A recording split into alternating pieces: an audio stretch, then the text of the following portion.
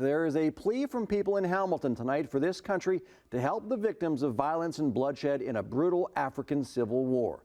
People from Sudan and their supporters rallied at Hamilton City Hall today to call on Canada to do everything it can to help their families and friends in Sudan. Al Sweeney has a story. Stop the war in Sudan! Stop the war in Sudan!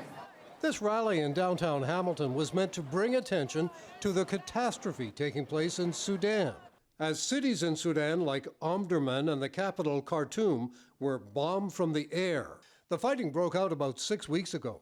Since then, more than 1 million people have been forced out of their homes. As refugees, some have no water, food, or shelter and come under repeated attack. Aid agencies are trying to help. Unfortunately, what we've seen in the last couple of days is continued horrendous fighting on the ground, shelling, bombing. WFP will continue to support refugees as and when they arrive, but the future is very bleak for those people. It is bleak for Sudan, and it is bleak for the region. This rally is taking place as people in Sudan are caught in the middle of attacks in widespread areas across the country. And people at the rally say some of their families and friends can't escape the violence. Civilians right now are just trying to stay alive.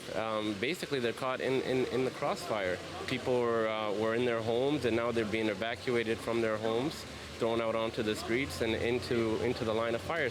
It is really devastating. Physically, emotionally, spiritually, everything.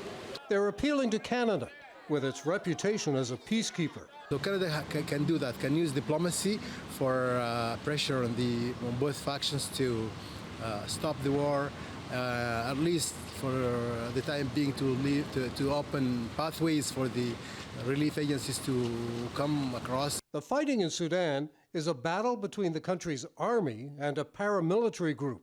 The federal government says Canada is working with the international community to support a peaceful resolution of the war in Sudan, but says the situation is highly volatile and could get worse.